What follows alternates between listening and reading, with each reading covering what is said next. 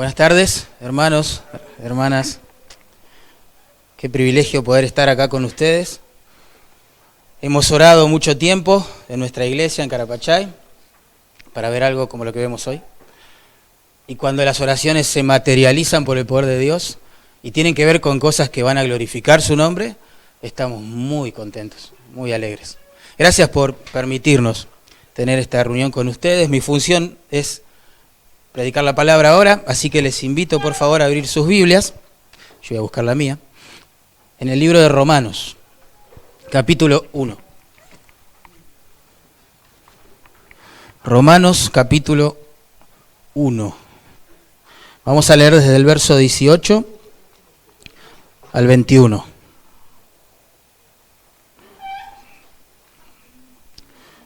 Aprovecho para agradecer a los hermanos que nos hospedaron también. Muchas gracias, hemos dormido muy bien, muy cómodo, hay mucho silencio aquí para dormir comparado a lo que es Buenos Aires, así que excelente. Gracias por hospedarnos de todo corazón. Bueno, Romanos capítulo 1, verso 18 en adelante se va a hacer nuestro texto y vamos a leerlos juntos en este momento. Dice: la ira de Dios se revela desde el cielo contra toda impiedad e injusticias de los hombres que detienen con injusticia la verdad. Porque lo que de Dios se conoce les es manifiesto, pues Dios se lo manifestó. Porque las cosas invisibles de Él, su eterno poder y deidad, se hacen claramente visibles desde la creación del mundo, siendo entendidas por medio de las cosas hechas, de modo que no tienen excusa.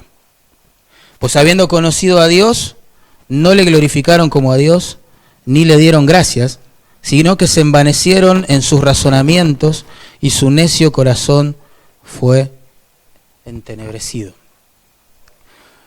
Recuerdo que años atrás, allí en nuestra iglesia, hicimos una conferencia que se titulaba Dios, así nomás, Dios. La idea era estudiar algunos atributos de Él.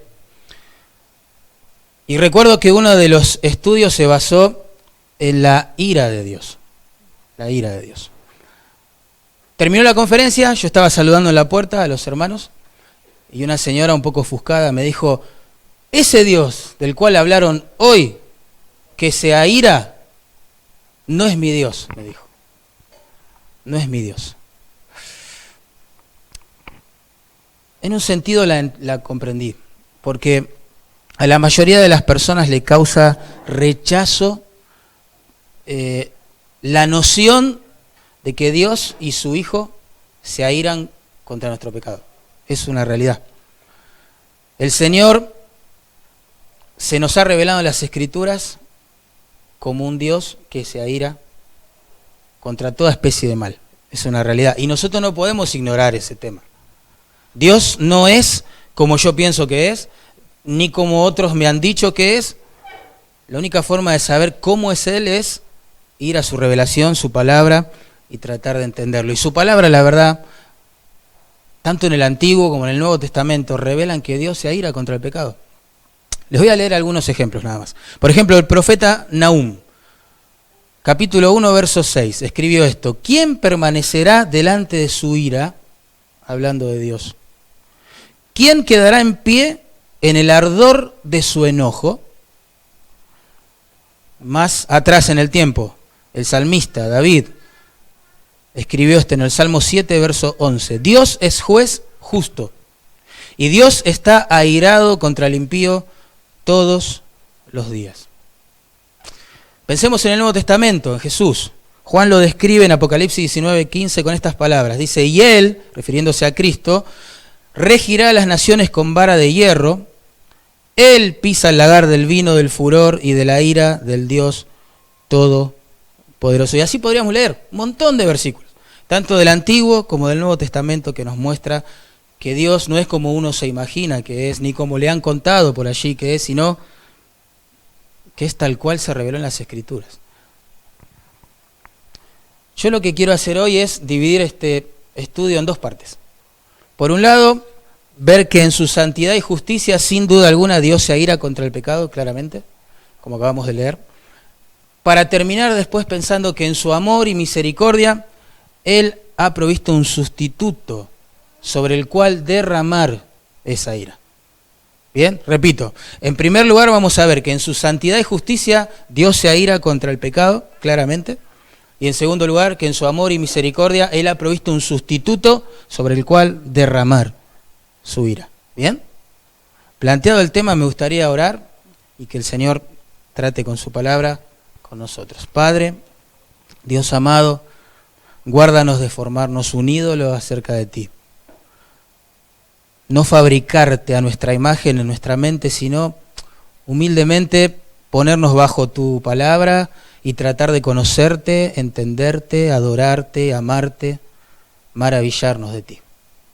Señor, por favor, abre nuestro entendimiento, danos luz para ver las maravillas que hay en tu ley, Señor, por favor. Te lo pedimos en el nombre de Jesús. Amén. Y amén. Bueno, primer punto entonces. En su santidad y justicia, entonces, Dios se aira contra el pecado. Recién acabamos de leerlo, noten verso 18. La ira de Dios se revela desde el cielo contra toda impiedad e injusticia de los hombres que detienen con injusticia la verdad. Antes de desarrollar este versículo, me parece importante que veamos tres principios teológicos que nos aclaran un poquito de qué se trata esta ira de la cual estamos hablando en el ser santo de Dios. En primer lugar, la ira de Dios es 100% moral. Es decir, denota la acción de Dios de reaccionar contra el pecado y repudiarlo. ¿Sí? Si hay algo que tenemos que entender es que Dios aborrece el pecado. Él es santo, Él es perfecto, justo y aborrece toda especie de mal. Eso es básico. Así se nos ha revelado Dios en las Escrituras. De hecho, la palabra que se traduce ira allí significa cólera o indignación. Indignación. Así que la ira de Dios es una referencia a la indignación que su santo ser tiene, ¿sí?, en contra del pecado.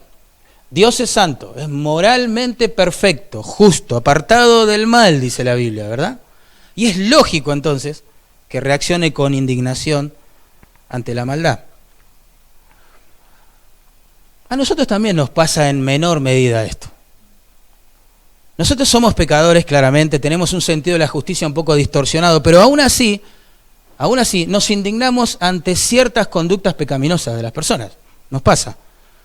¿Qué sentís, por ejemplo, cuando escuchás, no sé, que dos jóvenes ladrones golpearon brutalmente a un anciano para sacarle la cartera? ¿Qué sentís, la verdad? Te da bronca, ¿sí o no? Indignación, decís, ¿cómo pudieron hacer eso? ¿No? ¿O qué sentís cuando te enterás que un pedófilo abusó sexualmente de una niña con síndrome de Down? ¿Cómo te sentís? Si no te pasa nada por dentro, no hay sangre, sino agua en las venas. Uno se indigna con esas cosas. Ahora, la pregunta es, ¿cómo pensamos que se sentirá este Dios majestuoso, perfecto y santo al observar cómo todas sus criaturas a diario menosprecian el evangelio de su Hijo, el sacrificio que Él hizo en la cruz, desprecian su palabra, desprecian a su pueblo? ¿Cómo se va a sentir? Dios se aira contra el pecado. Así que en primer lugar, la ira de Dios es moral. En segundo lugar, para entender este atributo que tiene el Señor, debemos comprender que la ira de Dios es judicial también. Es legal, podríamos decir. Y en este sentido es la indignación que tiene un juez al ver cómo es pisoteada la ley, quebrantándose descaradamente. ¿Bien? Es la indignación de un juez que ve que el hombre quebranta a diario y desprecia constantemente sus mandamientos, sus leyes, su palabra. ¿Bien? A diferencia de la de Dios, claramente, nuestra ira, claro, es irreflexiva, es explosiva, es provocada por nuestro orgullo y egocentrismo, pero la ira de Dios está supeditada a su ley. Su ira se enciende cuando su ley se quebranta, ¿se entiende? Porque Él es un Dios justo. De hecho, en Romanos capítulo 2, fíjense verso 5, se nos dice claramente que el día de la ira es el día de la revelación del justo juicio de Dios, en el cual, noten, según verso 6, Dios pagará a cada uno conforme a sus obras. Así que cuando pensemos en la ira de Dios, tenemos que traer a la mente la imagen de un juez que se está, que no ve la hora, ¿sí?, de ejercer justicia. Ese es el punto. Al ver que su ley es quebrantada. Ahora pensemos también en nuestra experiencia cotidiana. Un juez, piensen, que condena a cadena perpetua a un asesino serial. ¿Es una persona cruel por eso o es una persona que está ejerciendo justicia? ¿Qué piensan? Claramente. La persona violó la ley, fue grave lo que hizo, si esa es la pena que le corresponde y el juez quiere ser justo, tiene que aplicarla. Si no, no sería justo. ¿Se entiende? Si los delincuentes, supongamos, no van presos, cualquier semejanza con la realidad de nuestro país es pura coincidencia, ¿eh? ¿Está bien? Pero supongamos, los delincuentes no van presos. ¿Qué reclamamos nosotros en nuestro corazón? Y a veces en las calles también. ¿Qué pedimos? Que se haga justicia, claro. Justicia. No vemos la hora de que actúe la justicia. Imagínense este Dios precioso que es perfectamente justo. Él no ve la hora de impartir justicia al ver cómo cada uno de nosotros, cada uno de nuestros días sobre esta tierra, quebrantamos sus mandamientos. En tercer lugar, tenemos que entender que la ira de Dios no es solo moral, porque Él es santo, no es solo judicial, porque Él es justo, sino que es causal. Se rige por la ley de causa y efecto, ¿sí? La causa que despierta su ira es mi pecado, tu pecado, el pecado de la gente. El efecto, justamente, es esa ira. Y esto se manifiesta, lo podemos ver en la vida cotidiana. Por ejemplo, fíjense conmigo, verso 21 de capítulo 1. Miren las causas que despiertan la ira. Los hombres, dice allí, no le dieron gracias. ¿Vieron? Ni le dieron gloria. Verso 22. Los hombres nos hicimos, tenemos que meternos ahí también, necios. Un necio es alguien que vive como si Dios no existiera o no fuera importante o relevante para la vida. Nos hicimos necios. Noten el versículo 23. Cambiamos la gloria del Dios incorruptible y redujimos su majestad a objetos quizás que se veneran. Tremenda, esas son las causas. ¿Cuáles son los efectos? Noten, verso 24, verso 26, verso 28. Hay una palabra que se repite. Dios los entregó, exacto. Dios los entregó a la inmundicia. Es decir, que la ira de Dios se revela cuando entrega a los hombres a la dureza de sus propios corazones y a las consecuencias de sus malas acciones. La ira de Dios se revela cuando permite que cosechemos el sabor amargo de nuestras propias decisiones pecaminosas. Porque el pecado siempre paga mal, es el peor negocio. En este universo creado, conducido por un Dios que es justo, nadie va a escapar de la ley que Él mismo instituyó de la siembra y la cosecha. En otras palabras, Gálatas 6:7, todo lo que el hombre sembrare, eso también segará. Y así funcionan las cosas. Pensemos, sembremos en nuestro corazón semilla, por ejemplo, de impureza sexual. ¿Qué es lo que vamos a cosechar? Bueno, algunos una mente completamente turbada, un corazón lascivo, puede cosechar un hogar destruido por el adulterio el día de mañana, se cosechan crímenes pasionales como fruto de la inmoralidad, maternidad no deseada, abortos, enfermedades venéreas, y la lista puede continuar. Porque en el universo de Dios lo que sembramos lo cosechamos, porque su ira es causal. La causa, nuestro pecado. Si no habría pecado, no habría ira, ¿se entiende? Pero nuestro pecado revela que Dios se aira contra la maldad, claramente. Y esto se va a extender por toda la eternidad. La causa sería la misma, nuestra falta de arrepentimiento, nuestra dureza, nuestra indiferencia a Dios, el amar más nuestro pecado que a su persona, y el efecto será la ira eterna de Dios. Lo dijo Jesús, Juan 3:36 voy a leer, son palabras del Señor. Dice así, el que cree en el Hijo tiene vida eterna, genial, pero el que rehúsa creer en el Hijo, dureza de corazón, no verá la vida, sino que la ira de Dios permanece sobre él. Y ese es el punto. Esa es la naturaleza de la ira de Dios. Es moral, es judicial, digámoslo así, y es causal. ¿Bien? Ahora, esa ira, Dios la revela, dice el versículo 18. Fíjense, vamos a ver la revelación de la ira de Dios. Dice así: la ira de Dios se revela desde el cielo contra toda impiedad e injusticia de los hombres que detienen con injusticia la verdad. El verbo que ahí se traduce revela significa correr el velo. Da la idea de manifestar, hacer algo visible, algo que estaba oculto, ahora se da a conocer. ¿Bien? Imagínense una obra de arte que se está inaugurando, está tapada, en algún momento el artista pasa, corre el velo y todos se maravillan. Esa es la idea que está detrás de ese verbo que se traduce revela. Dios da a conocer, muestra, todo el tiempo es la idea, su ira contra el pecado. Y si uno se pone a recorrer las páginas de la Biblia, se da cuenta que esto es cierto. Dios siempre ha revelado su ira. Dios ha revelado su ira en el huerto del Edén, imagínense al inicio, ¿sí?, de las cosas. Cuando Adán y Eva pecaron, ¿qué hizo el Señor? ¿Se acuerdan? Los expulsó del huerto. Los expulsó del huerto. La tierra cayó bajo maldición, el parto comenzó a ser doloroso. Bueno, ustedes saben, la muerte se convirtió en una triste realidad. Una triste realidad. Dios reveló su ira en el diluvio. Él dijo en Génesis 6:7, raeré de sobre la faz de la tierra a los hombres que he creado. Tremendo. Y eso es por causa del pecado. Derramó su ira contra su propio y amado pueblo, ¿sí?, Israel, usando a un ejército, en ese caso babilónico, caldeo, para destruir su templo, su amada Jerusalén. Tremendo. Todo el tiempo Dios está revelando su ira. Pero alguno, al escuchar esto, puede decir: pará, Mariano, yo conozco un montón de personas que pecan, y pecan, y pecan, no les importa nada, hasta con una actitud, no sé, burlesca delante de Dios, y no les pasa nada. ¿Conocen gente así? Sí, claro. Claro que sí. Lo que pasa es que Dios es lento para derramar su ira. ¿Escuchó eso?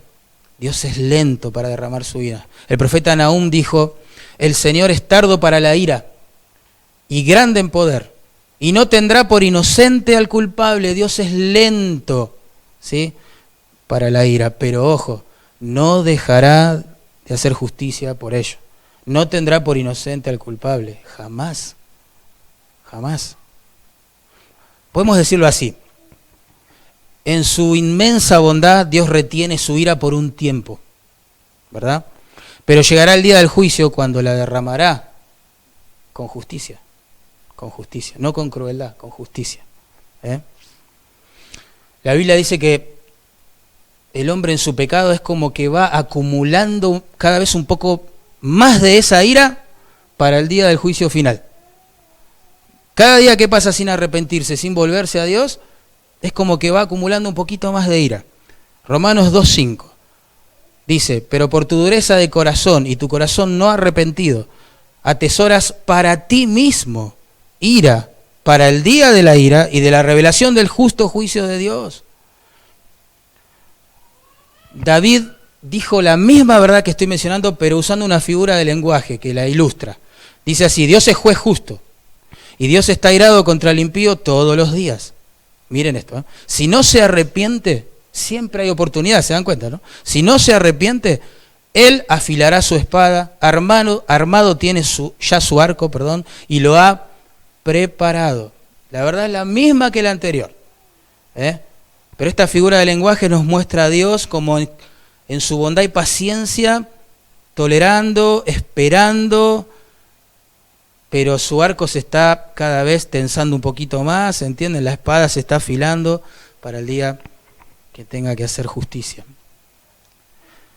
Bueno, a esta altura de esta charla uno puede pensar: es verdad, estoy de acuerdo.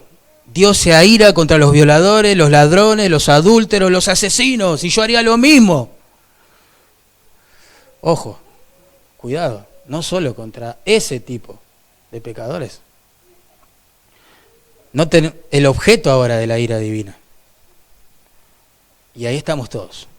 dice, la ira de Dios, verso 18, se revela desde el cielo, ¿contra qué? Fíjense bien lo que dice el texto.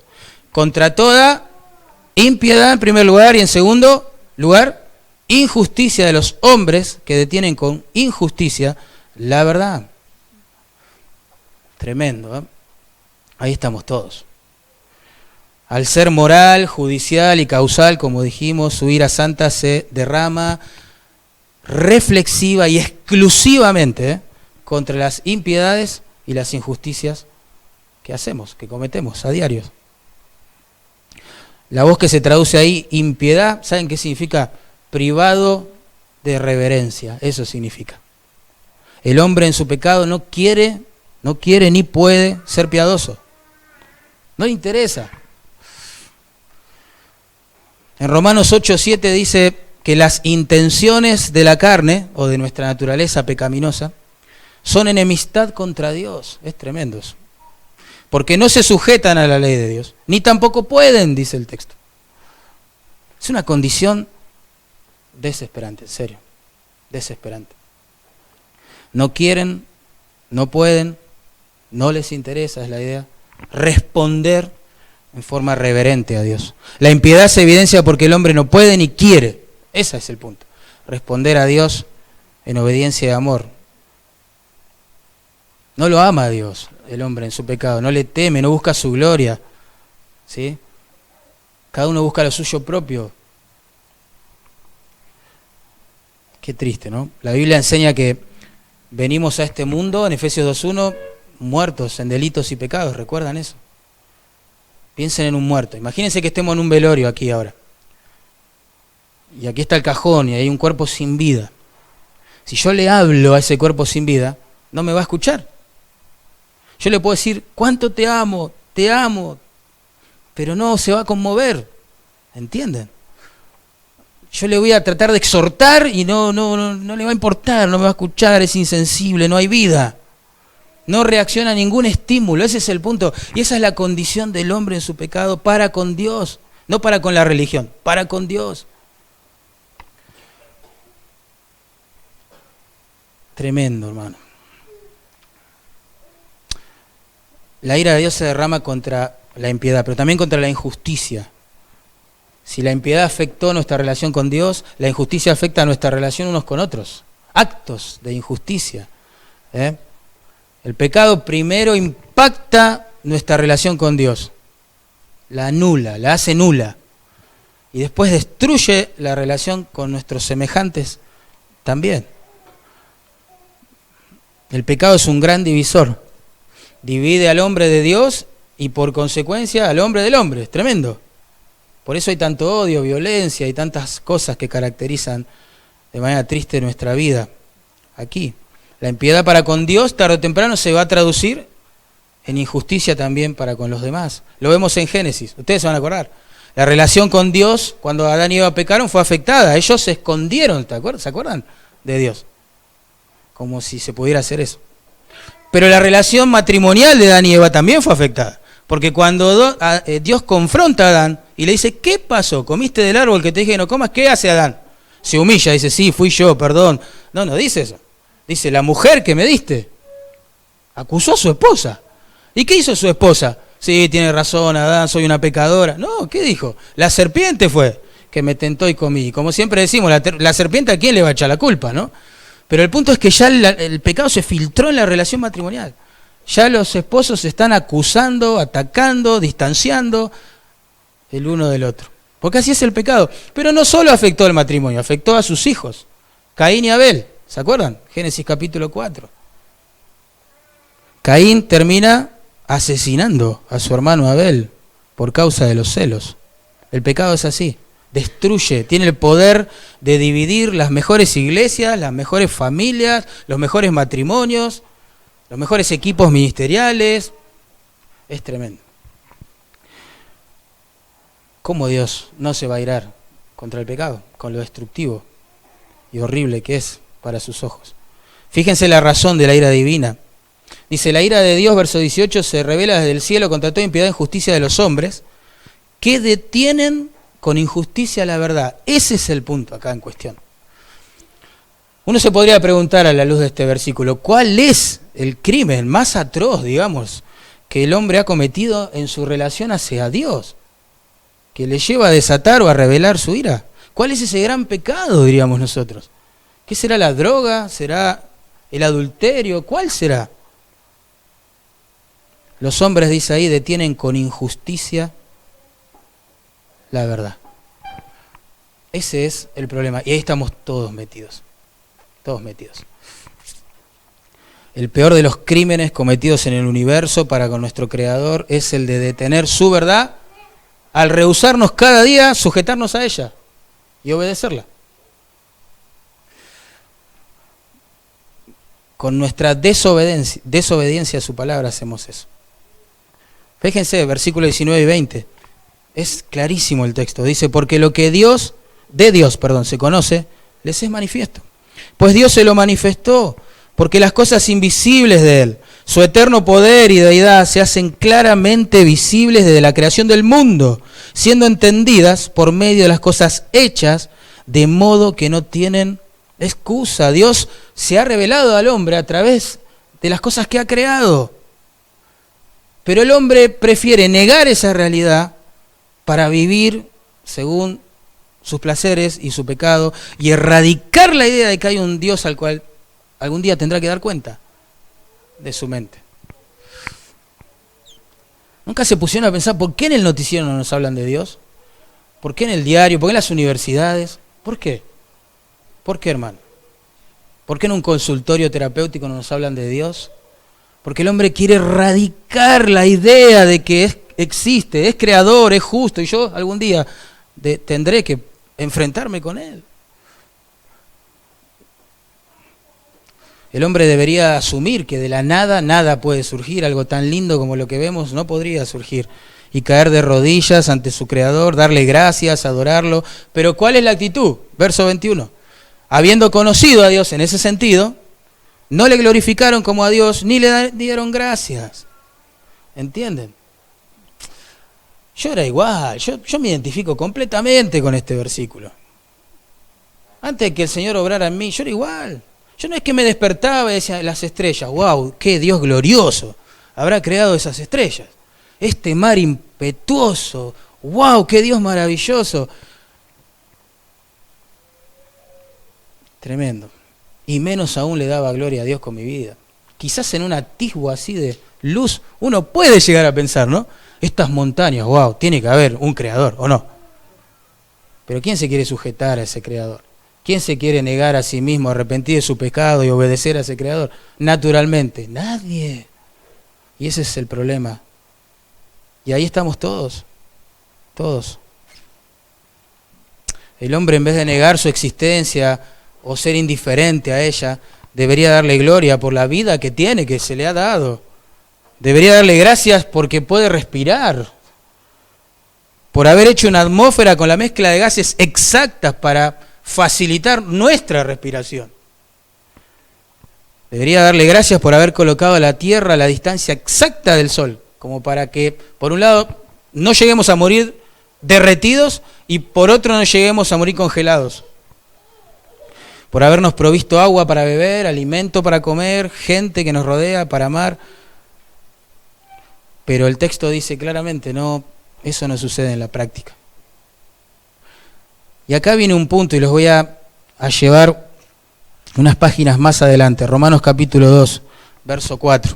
Ya nos vamos metiendo en el segundo punto. El primer punto dijimos que en su ira y justicia Dios se aira contra el pecado, ¿se acuerdan? Pero este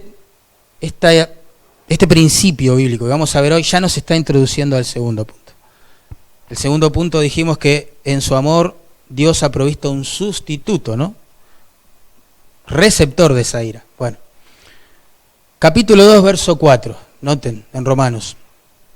Pablo allí pregunta a un lector casual, judío, gentil, el que sea, ¿o menosprecias las riquezas de su benignidad, paciencia y longanimidad? Pregunta, ignorando que su benignidad te guía al arrepentimiento. Lo que Pablo hace es mostrarnos que Dios es tan bueno, tan paciente, tan misericordioso, que posterga esta manifestación de su ira. Retiene su ira. ¿Se entiende? Ese es el punto. Aunque la gente no lo valore, como implica la pregunta esta. Según este texto, noten, la gente menosprecia, la idea subestima, no valora, no aprecia, no interesa el hecho de que Dios sea así, paciente, que detiene, digamos, ¿no?, el acto de ejercer justicia, que es longánime. La idea es un temperamento largo. Dios tiene mucha paciencia, mucha, demasiada.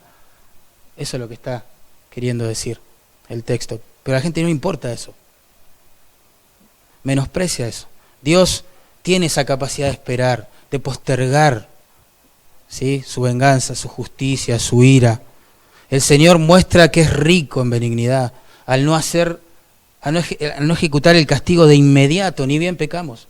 Imagínense a Adán y Eva, ni bien comen del árbol, deberían haber caído muertos, ¿o no? Él dijo, ciertamente, el día que de él comiereis, ciertamente moriréis. Moriréis, ahí está. Sin embargo, Adán murió más de 900 años después de eso. Entonces, en su justicia, Dios determinó un castigo. La paga del pecado es muerte. Pero en su bondad retrasó ese juicio, ¿entienden? Años y años y años. Y como dice el texto, con un propósito en mente, guiar a las personas, dice ahí, al arrepentimiento. Al arrepentimiento. ¿Sabes por qué Dios aún no nos ha consumido? ¿Nunca te preguntaste eso? ¿Cómo tolera a Dios tanta injusticia, tanta maldad? Debería acabar con el mundo. Yo tenía un compañero en el trabajo que hablaba así. Si Dios fuera como vos decís, Dios ya tendría que haber acabado con el mundo. Así pensaba él. No era creyente, obvio. Y yo me pregunté eso, es verdad. ¿Por qué Dios aún no nos ha consumido? Porque es paciente, benigno, misericordioso y nos está empujando la idea, llevando de la mano al arrepentimiento. Lo que pasa es que las personas en su pecado, y yo era una de esas, no reconocen la bondad de Dios. Al contrario, la cuestionan y se preguntan, ¿por qué un Dios bueno permite que ocurran cosas malas? A ver, explícamelo.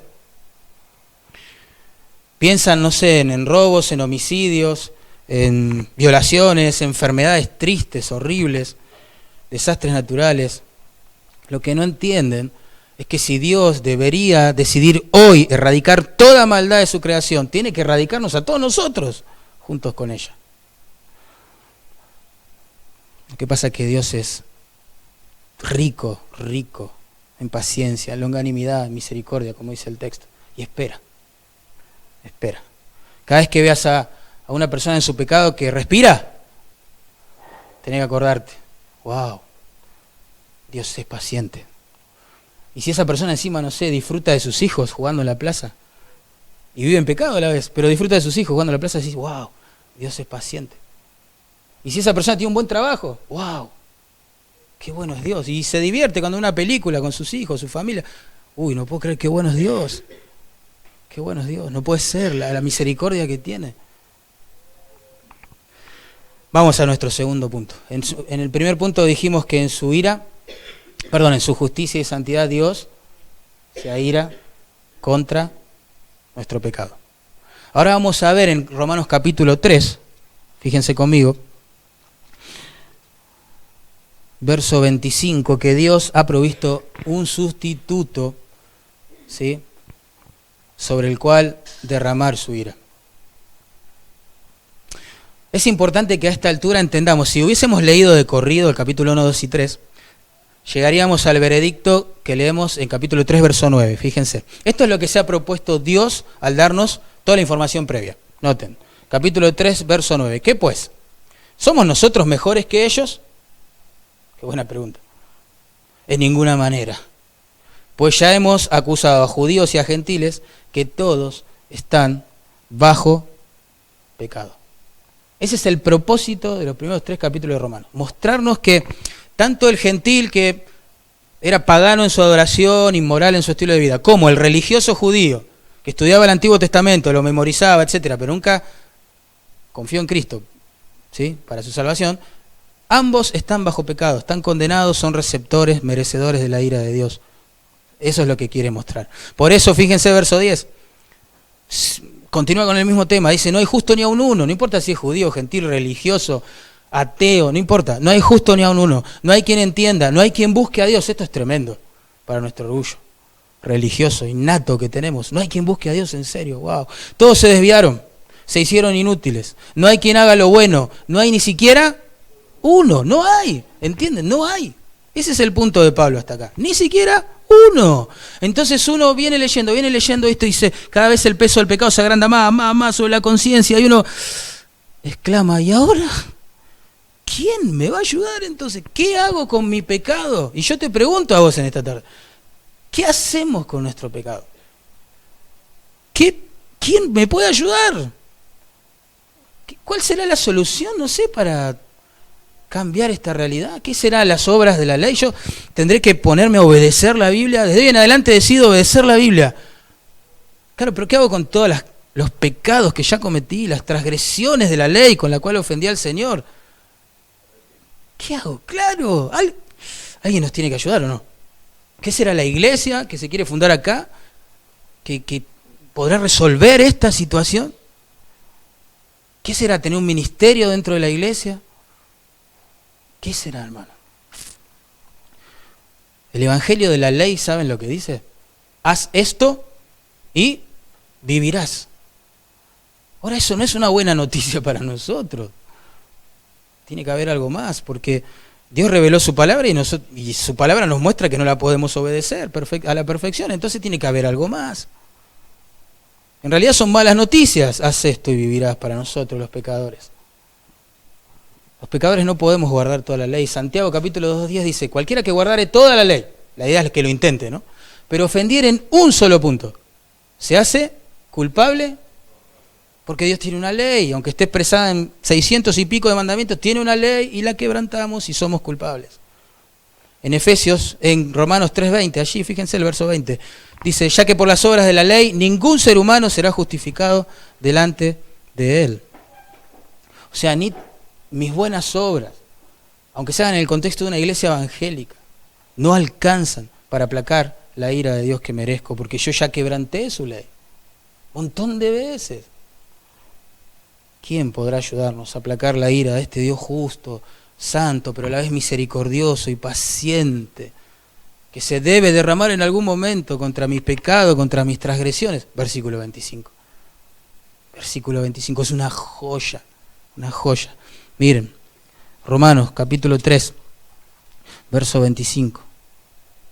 ¿A quién? Ese pronombre, ¿quién? Apunta a Jesús, su antecedente. Noten en el versículo 24, viene hablando de Cristo Jesús.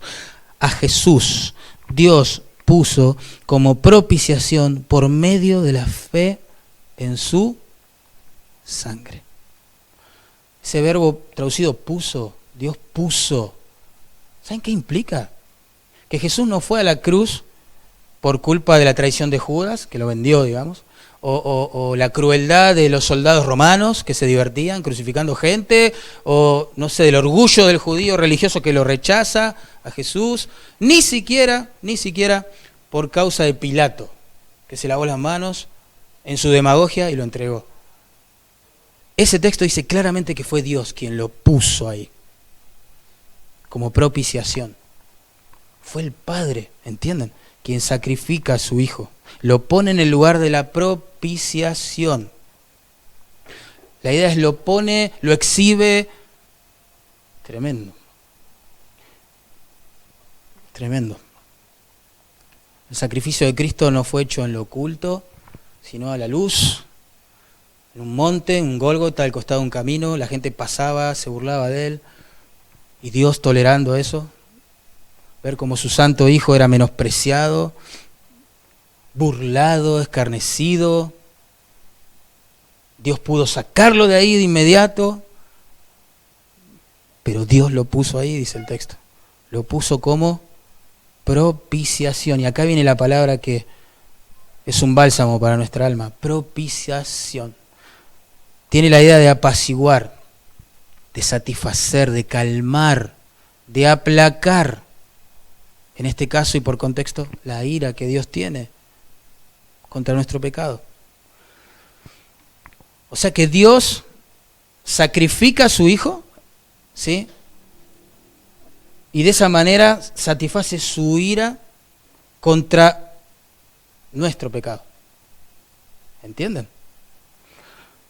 Ustedes saben que en las religiones paganas la gente creía que debía aplacar a sus dioses ofreciendo sacrificios y llegaban a extremos locos como sacrificar a sus hijos, claro, en el altar, ustedes saben eso.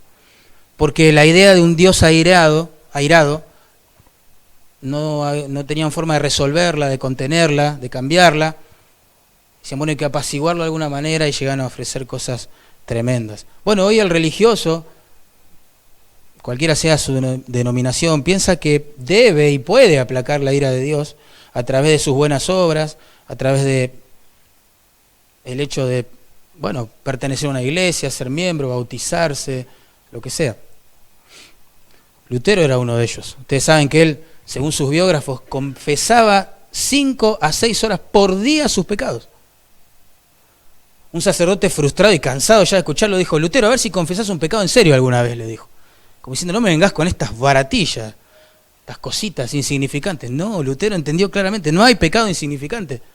Yo no puedo agradar a este Dios, es imposible, estaba frustrado, no sabía qué hacer, se autoflagelaba, ofreciendo sacrificios, intentando aplacar la ira de Dios. La palabra que más odiaba a Lutero de la Escritura antes de convertirse era justicia, justamente. La justicia de Dios lo aterraba. ¿Cómo yo voy a escapar de su justicia, de su juicio? Yo quebré la ley, ¿qué hago? El punto es que el hombre es incapaz de aplacar esta ira porque de hecho la hemos provocado. Pero acá viene la buena noticia. Solo Dios puede aplacar su propia ira. Solo Dios puede satisfacer su justicia. Solo Él. Y lo hizo en la persona de Cristo. Es el sacrificio de Cristo la respuesta a este dilema tremendo en el cual estábamos y están muchos pecadores. La muerte violenta, horrible de Cristo satisfizo la justicia quebrantada de Dios por nosotros y su ira contra los infractores. ¿Sabes por qué Cristo pudo aplacar la ira? ¿Por qué vindicó la justicia de Dios muriendo en una cruz? Porque allí Él fue castigado en nuestro lugar. ¿Entienden el punto? Él tomó nuestro lugar, su sacrificio fue vicario, es decir, en lugar de, en este caso, los pecadores. En aquella cruz, hermanos, y esto es lo que impacta, Dios Padre trata a Dios Hijo como si fuera el culpable de todos nuestros pecados, ¿entienden? Como si Él fuese el que transgredió la ley. Por eso la Biblia dice que en esa cruz Él se hizo maldición, como que toda la carga de haber quebrantado la ley caía sobre Él, siendo que Él fue perfecto, justo, puro y sin mancha. El pecado de su pueblo fue juzgado allí, en su cuerpo, sobre el madero, ¿entienden? Y la justicia de Dios quedó satisfecha. Él murió en nuestro lugar. Esa es la noticia más asombrosa de este universo. El Hijo de Dios muere en lugar de los pecadores. Así que ya no hay más necesidad de ofrecer sacrificio. ¿Entienden? Por eso el escritor de Hebreos dice que Cristo es la propiciación por nuestros pecados. Y un detalle más. Miren el versículo 25, es hermoso. La segunda parte del texto. Romanos 3:25, allí estamos. Dice: a quien Dios puso como propiciación por medio de la fe en su sangre, para manifestar su justicia, a causa de haber pasado por alto en su paciencia los pecados pasados. Tremendo. La justicia de Dios demanda, dijimos claramente, que todo pecado sea castigado con la muerte, pero en su paciencia, otra vez, la misma palabra, Dios detuvo ese juicio. ¿Entienden? En vistas a que lo iba a descargar sobre el cuerpo de su amado Hijo. Todos esos pecados del Antiguo Testamento, que la sangre de los toros y de los machos cabríos, como nos enseña la Biblia, cubrían nada más. ¿Qué se hace con eso? Con esa culpa, ¿qué pasa? Dios en su paciencia pasó por alto esos pecados, ¿sí? Sabiendo obviamente en su soberanía y omnisciencia que los iba a juzgar en un momento, ¿sí? Pero sobre el cuerpo de su Hijo, sobre el madero, ¿entienden? lo debería haber juzgado sobre Adán, sobre Eva, sobre Abraham, sobre Isaac, sobre Jacob, sobre Moisés, etcétera, etcétera, etcétera. Pero pasó por alto, su vista la llevó hasta el Calvario, porque ahí van a ser juzgados los pecados de su pueblo. ¿Entienden? Gracias a Dios por Cristo. Gracias a Dios por Cristo.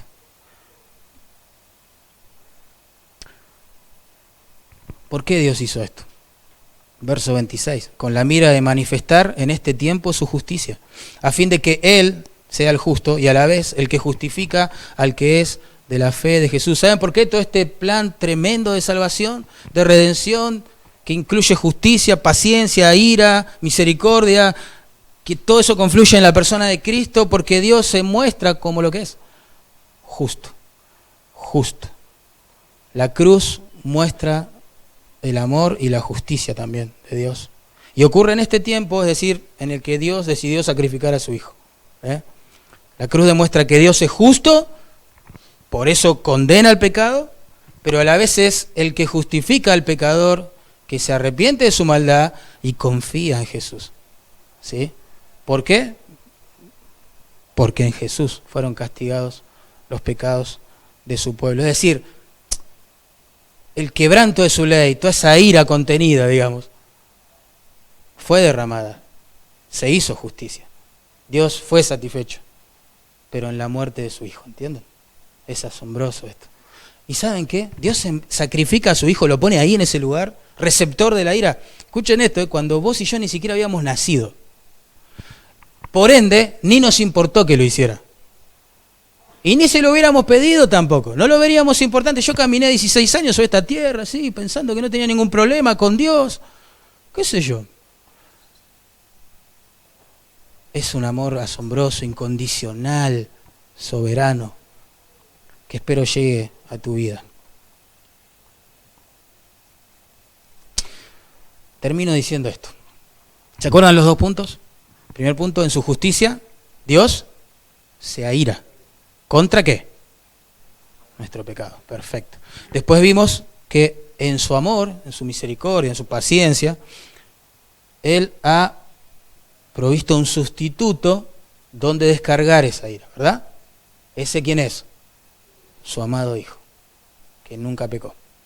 Yo quiero solo ilustrar esto, tomando la palabra que ahí se traduce propiciación y poniéndola en el contexto de Hebreos 9:5, que ahí se usa para describir el propiciatorio.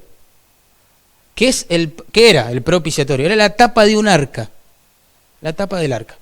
¿Qué era el arca? ¿Se acuerdan? Era un mueble de madera, ¿sí? Rectangular, hueco, ¿sí? Dentro de ese mueble había una copia de la ley, ¿sí? La ley, hoy hablamos mucho de la ley que acusa al hombre de su pecado, ¿sí? La ley que demanda justicia, ira, ¿verdad? Cuando se quebranta, esa ley estaba ahí. Y en el arca, ustedes saben que simbólicamente se manifestaba la presencia de Dios con su pueblo, en la antigüedad, ¿verdad?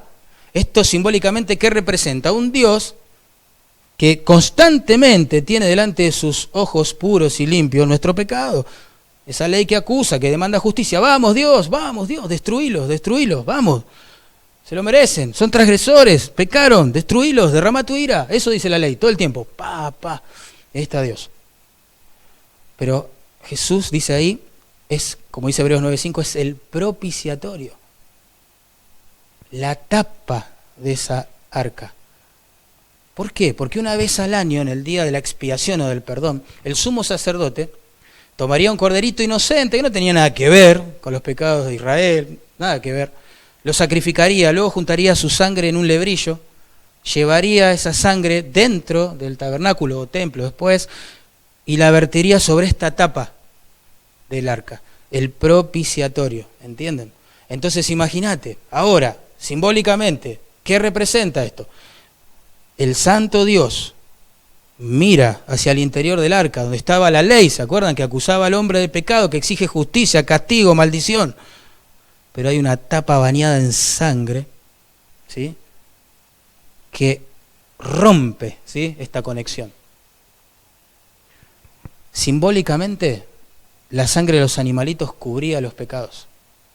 Y al año siguiente había que hacer lo mismo. Y el año siguiente lo mismo, y así sucesivamente.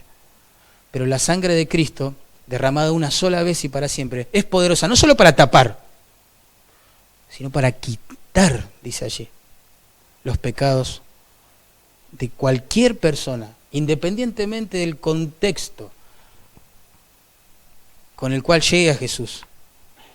Se arrepienta de su maldad, se dé la vuelta de su pecado y comience a seguir a Cristo, a hacer de Cristo su mayor tesoro, a vivir y si es de puerto morir, si es necesario también, por Él. Cristo vivió 33 años sobre este mundo, sobre esta tierra en forma humana, demostrando tener perfecta justicia. Perfecta justicia. ¿Se acuerdan de la tentación? Bueno, etcétera. Él es justo, Él no pecó nunca. Él tenía justicia. Pero decidió morir, ¿sí?, en una cruz como nuestro sustituto, el justo por los injustos. Al tercer día Dios lo resucita. Es una vindicación de su justicia. Quedó claro, Él no murió como el resto de los pecadores, sino permanecería muerto. Venció la muerte. Dios dijo claramente a través de la resurrección, Él era el justo. Y hoy el Señor resucitado puede conceder su justicia como un don, justicia perfecta, ¿recuerdan? Como un don para todo aquel que en Él cree. Vamos a orar.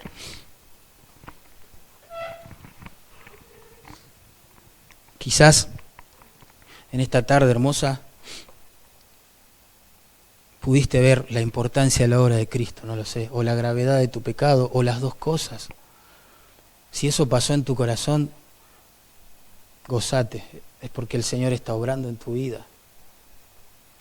Gracias a Dios cuando hace esas cosas. Gracias que lo hizo conmigo hace muchos años atrás. Por favor, donde estás, pedile al Señor que te salve, que tenga misericordia.